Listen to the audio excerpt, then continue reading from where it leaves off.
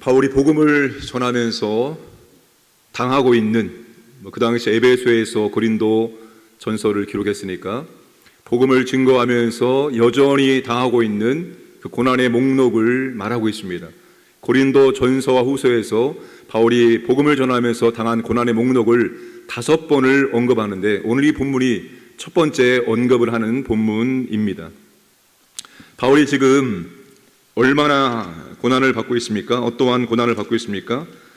9절부터 보시면 사도인 우리를 죽이기로 작정된 자같이 끝을어머니에 주었음에 우리가 모든 사람들의 구경거리가 되었다라고 말합니다. 그리고 11절에 바로 이 시각까지 우리가 줄이고 목마르며 헐벗고 매 맞으며 정처가 없고 또 수고하여 친히 손으로 일을 하며 모욕을 당한즉 축복하고 박해를 받은즉 참고 우리가 지금까지 세상의 더러운 것과 만물의 찌꺼기같이 되었도다. 바울이 지금 복음을 증거하면서 어떠한 어려움들을 당하고 있는지를 아주 자세하게 기록을 해주고 있습니다. 왜 바울이 지금 자신이 복음을 증거하면서 지금 이 순간까지, 이 시각까지 이러한 고난을, 어려움을 당하고 있다, 이걸 말하는 이유가 뭘까요? 10절의 말씀을 보시면 알 수 있습니다. 우리는 그리스도 때문에 어리석으나 너희는 그리스도 안에서 지혜롭고 우리는 약하나 너희는 강하고 너희는 존귀하나 우리는 비천하여. 지금 고린도 교회 성도들이 이와 같이 생각하고 이와 같이 행동을 하고 있다는 겁니다. 우리는 지혜롭다, 우리는 강하다, 우리는 존귀하다, 이렇게 지금 생각을 하고 행동하는 겁니다. 고린도 교회 성도들이 뭔가 큰 착각에 빠져 있다는 것입니다. 이미 우리가 다 알고 있는 것처럼, 우리가 하나님의 지혜를 다 알고 있는 것처럼 말하고 있습니다. 우리가 성령의 여러 가지 많은 은사를 받음으로 말미암아서 이미 모든 것을 다 경험하고 있는 것처럼 여깁니다. 이제는 다 된 것처럼 여기고 있기 때문입니다. 그래서 그들이 십자가의 복음이 아니라 하나님의 지혜가 아니라 그런 성령의 은사와 직분을 뽐내고 과시하고 자랑하고 있습니다. 그게 아니라는 겁니다. 바울의 말은 그게 아니라는 겁니다. 복음을 증거하고 복음으로 살아내는 삶의 현장은 그런 현장이 아니라 사탄의 세력과 사투를 벌여야 되는 그런 치열한 삶의 현장이라는 겁니다. 그 치열한 영적인 현장이라는 거예요. 그래서 11절과 12절 말씀 보시면 바로 이 시각까지, 내가 지금 너희에게 편지를 쓰고 있는 지금 이 시점, 이 시간까지, 우리가 지금까지 이렇게 복음을 증거하면서 여전히 고난을 당하고 있고 어려움을 당하고 있다라고 말하고 있는 겁니다. 그런데 그들은 구원받고 성령의 풍성한 은사를 받은 것에 도취되어 있습니다. 여러분, 고린도 전서 1장 4절부터 이 고린도 교회가 얼마나 풍성한 성령의 은사를 받았는지 모릅니다. 우리가 받기 원하는 그 성령의 은사를 이들은 아주 풍성히 받아서 누렸습니다. 그러면서 그들이 지금 마치 다 알고 있는 것처럼, 다 된 것처럼 그렇게 여기고 있는 것입니다. 그렇게 행동하고 있는 겁니다. 자만하고 교만하고 자랑하고, 이게 지금 그들의 모습입니다. 샴페인을 터뜨리고 자축하는 게 지금 그들의 모습입니다. 그게 아니라는 겁니다. 그게 아니다. 그런 삶이 절대로 복음을 위한 삶이 아니다. 정신 차려라. 각성해라. 바울이 지금 이 부분을 쓰면서 그렇게 지금 그들에게 주문하고 있는 겁니다. 우리가 믿음 생활에 두 가지 함정이 있습니다. 하나는 안주하는 겁니다. 안주하는 것. 됐어. 이 정도면 됐어. 나 충분히 했어. 안주하는 것 위험합니다. 여러분, 복음의 삶의 안주는 없어요. 마지막 결승점을 통과할 때까지입니다. 이만하면 됐어. 나는 충분히 했어. 그런 거 없습니다. 마지막 결승점을 통과할 때까지입니다. 안주하는 것이 굉장히 위험한 것입니다. 또 하나는 자만하는 것입니다. 자만하는 거. 나는 이 정도면 정말 멋있어. 내 능력은 끝내줘.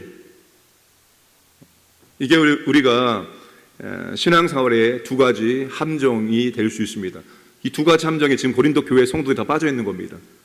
그래서 바울이 정신 차리라고, 그게 아니라고 호되게 지금 책망을 하고 있는 것입니다.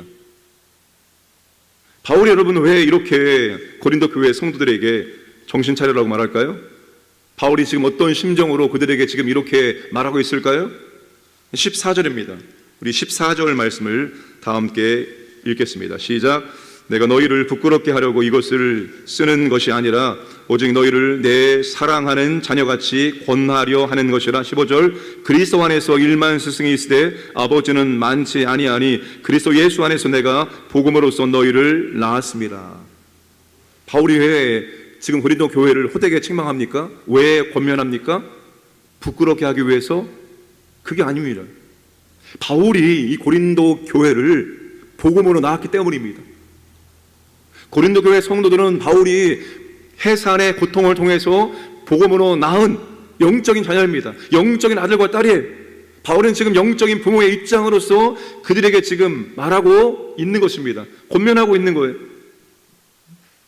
영적 아버지의 심정으로 내 사랑하는 자녀에게 말한다라고 말하고 있습니다.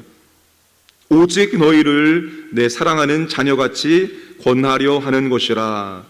내가 복음으로써 너희를 낳았기 때문입니다. 바울은 지금 아비의 심정으로 고린도 교회의 성도들을 권하고 있는 것입니다.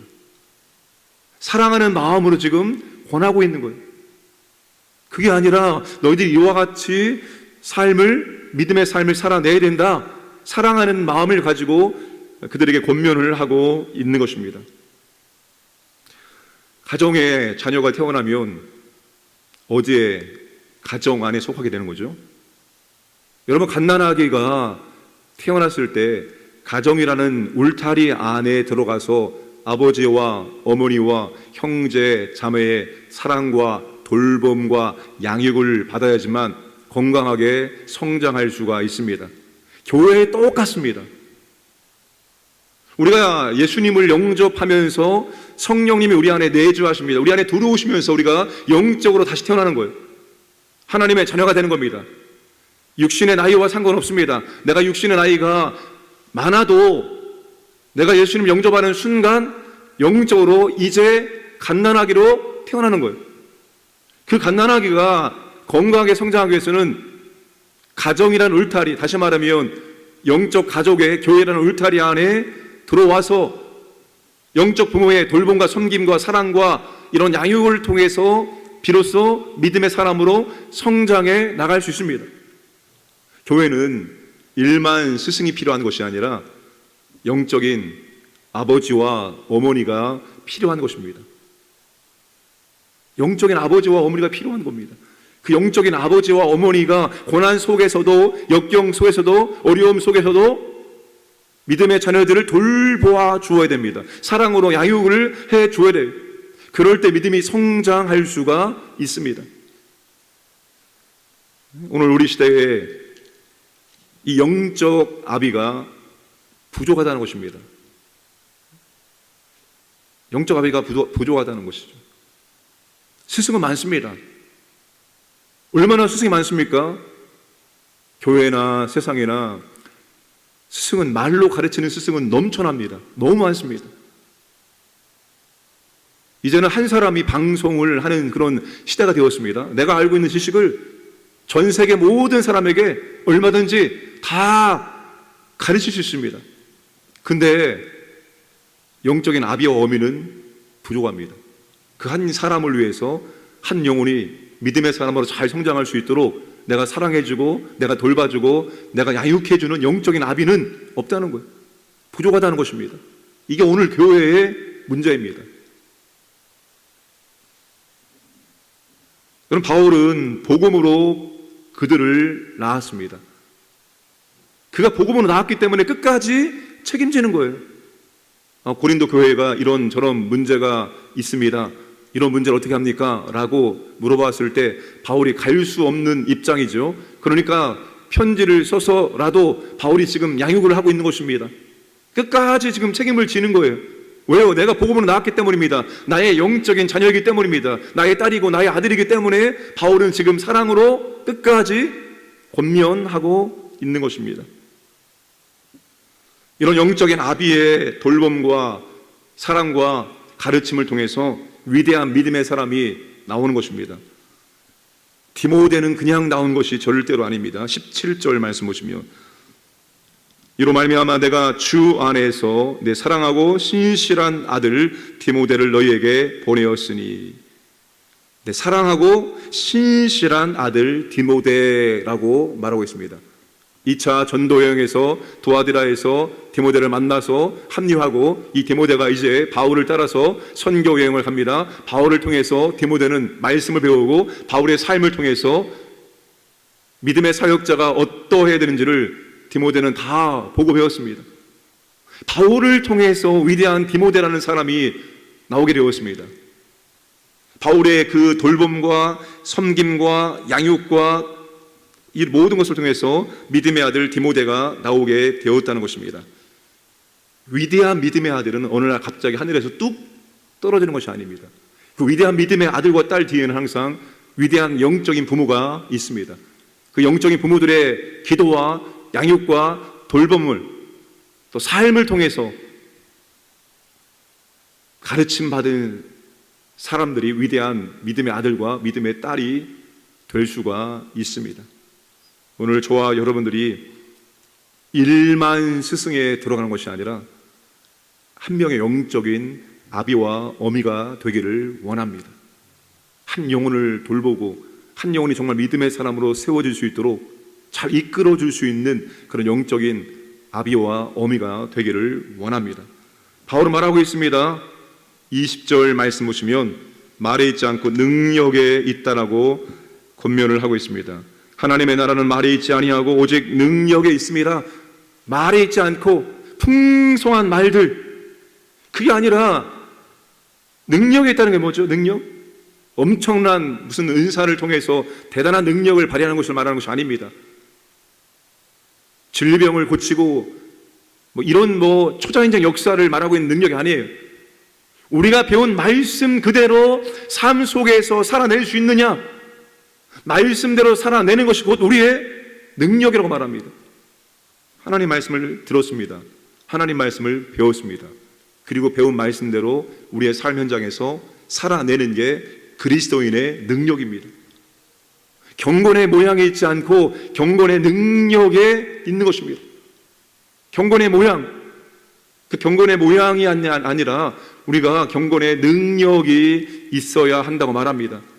삶 속에서 말씀대로 살아내는 것이 바로 우리의 능력입니다. 말씀을 많이 들으시고 말씀을 많이 배우시고, 또한 우리가 우리의 삶 속에서 십자가의 그리스도를 본받아 삶으로 살아낼 수 있는 그런 그리스도인의 능력이 우리에게 임하기를 주님의 이름으로 축복합니다. 바울이 그걸 말하죠. 나를 본받아라. 바울이 완벽하기 때문에 나를 본받아라 말하고 있는 것이 아닙니다. 나도 누구처럼? 나도 지금 그리스도처럼 살기를 몸부림치고 있다. 나도 날마다 죽노라. 이런 바울의 고백이에요. 나도 그 십자가의 그리스도와 같은 삶을 살기 위해서 나도 그리스도를 본받는 삶을 살고 있는데, 너희들은 영적인 아비인 나와 디모데를 통해서 그리스도의 십자가의 삶이 무엇인지를 보고 배우고 너희들도 그렇게 살기를 원한다. 바울이 권면하고 있습니다. 오늘 우리도 마찬가지입니다. 그리스도의 십자가의 삶을 살기 위해서 오늘도 하나님께서 우리에게 하루를 선물로 준 거예요. 여러분, 이 하루는 우리에게 주신 선물입니다. 우리가 더욱더 믿음이 성장할 수 있도록, 그리스도의 성품으로 변화될 수 있도록, 주님이 원하시는 열매 맺는 삶을 살 수 있도록 하루를 선물로 허락해 주신 거예요. 이 하루를 통해서 우리의 삶 현장에서 말씀으로 살아내고 그리스도의 십자가를 담고자 하는 그런 삶의 모습이 있는 하루가 되기를 주님의 이름으로 축복합니다. 함께 기도하겠습니다. 새 정부가 출범합니다. 하나님 아버지, 이제 5년 동안 감당하는데 잘 감당할 수 있도록, 정말 이 나라 국민들이 마음 편할 수 있도록, 또 여러 가지 어려운 문제들이 산적해 있습니다. 그들에게 지혜와 능력을 주셔서 이 문제를 잘 풀어갈 수 있도록 인도해 주옵소서. 기도하시고, 오늘 몸대 교회 가운데 하나님 아버지, 영적인 아버지와 어머니가 많아지길 원합니다. 한 영혼을 품고 기도하고 그 영혼을 위해서 우리가 사랑으로 야육하고 그들에게 믿음의 본이 무엇인지를 보여주는 영적 아비와 어미가 많아지게 해 주옵소서. 두 번째, 세 번째, 직분자 선거가 있습니다. 하나님 아버지, 하나님의 은혜 가운데 주님의 뜻대로 모든 과정이 진행되기를 원합니다. 우리의 말 때문에 한 영혼이 실족하지 않기를 원합니다. 이제는 말하지 않고 묵묵히 기도할 수 있도록 은혜를 베풀어 주시옵소서. 환우들에게 하나님 아버지 치료의 능력을 베풀어 주시옵소서. 오늘도 믿음으로 살 수 있도록 우리에게 능력을 더하여 주옵소서. 함께 기도하겠습니다. 아버지 하나님 감사합니다. 이제 아버지 하나님 새 정부가 출범합니다. 아버지 하나님 하늘의 은혜와 지혜를 주시기 원합니다. 이 나라 아버지 하나님 정치, 경제, 문화, 교육 모든 영역에 어려운 문제가 산적해 있습니다. 하늘의 지혜와 능력이 필요합니다. 그들에게 아버지 하나님의 능력을 주시옵소서. 지혜를 주시옵소서. 두렵게 떨린 마음으로 이 나라를 아버지 섬길 수 있도록 도와주시기 원합니다. 아버지 하나님 바른 정책이 세워지고 정말 아버지 나라가 더욱더 모든 분야가 발전할 수 있도록 성장할 수 있도록 도와주시고 우리 믿음의 사람들이 아버지 하나님 기도하기를 원합니다. 아버지 하나님 하나님의 은혜와 능력으로 되어줍니다. 기도할 수 있도록 도와주시옵소서. 아버지 하나님 한 영혼을 아버지 하나님 믿음의 자녀로 품고 그 영혼을 위해서 기도하고 그 영혼을 위해서 사랑으로 돌보기를 원합니다. 하나님 아버지 영적인 아비와 어미 될 수 있도록 도와주시옵소서. 고난 중에도 어려움 중에도 아버지 하나님 이 아비의 사명 감당할 수 있도록 아버지 붙잡아 주시고 인도해 주시기 원합니다. 하나님 아버지 특별히 직분자 선교를 앞두고 있습니다. 우리가 기도하기를 원합니다. 아버지 하나님 사람의 말로 아버지 하나님 실족하지 아니하고 상처받지 않도록 붙잡아 주시고 이제는 아버지 우리의 입술을 멈추게 하시고 아버지 하나님 기도하기를 원합니다. 하나님의 뜻이 이루어질 수 있도록 그리스도의 은혜가 임할 수 있도록 아버지 하나님 기도하기를 원합니다. 은혜 주시고 인도하여 주옵소서. 오늘도 아버지 하나님 우리가 정말 아버지 말씀을 우리의 삶으로 표현하기를 원합니다. 우리의 삶으로 아버지 순종하기 원합니다. 우리가 아버지 하나님 능력을 허락해 주시옵소서. 그리스도의 십자가를 맞는 그런 삶의 능력을 아버지 하나님 우리가 갖기를 원합니다. 인도해 주시고 은혜를 베풀어 주시옵소서.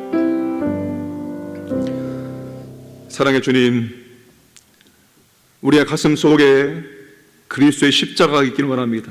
십자가를 묵상하고 그 십자가를 우리의 삶 가운데 표현할 수 있도록 믿음을 주시고 능력을 도와여 주옵소서. 하나님의 나라는 말에 있지 않고 능력이 있다고 말씀합니다. 우리가 말씀대로 삶 현장 가운데 순종할 수 있는, 살아낼 수 있는 능력을 허락하여 주옵소서. 특별히 아버지 하나님 영적인 아비와 어미가 되기를 원합니다. 한 영혼을 품고 한 영혼이 믿음의 위대한 사람으로 성장할 수 있도록 이끌어주고 사랑해주고 돌봐줄 수 있는 영적인 아비와 어미가 될 수 있도록 은혜를 베풀어 주옵소서. 하나님 아버지 몸된 교회 바울과 같은 영적인 아비와 어미가 많아지게 하시고 디모데와 같은 믿음의 아들과 딸이 많아질 수 있도록 은혜를 허락하여 주시옵소서. 오늘도 아버지 하나님 우리의 삶 현장 가운데서 그리스도의 십자가가 우리의 삶을 통해서 드러날 수 있도록 은혜를 도와여 주시옵소서. 오늘도 광야의 모든 가족들을 보호하시고 인도해 주시고 삶의 현장 가운데 하나님의 존재와 성품과 능력을 체험하고 하나님께 감사와 찬양하는 삶을 살아갈 수 있도록 은혜 베풀어 주시옵소서. 직분자 선거 모든 과정 가운데 하나님 주관하시고 성령께서 인도하여 주옵소서. 감사드리며 모든 말씀 예수님의 이름으로 기도드려옵나이다. 아멘.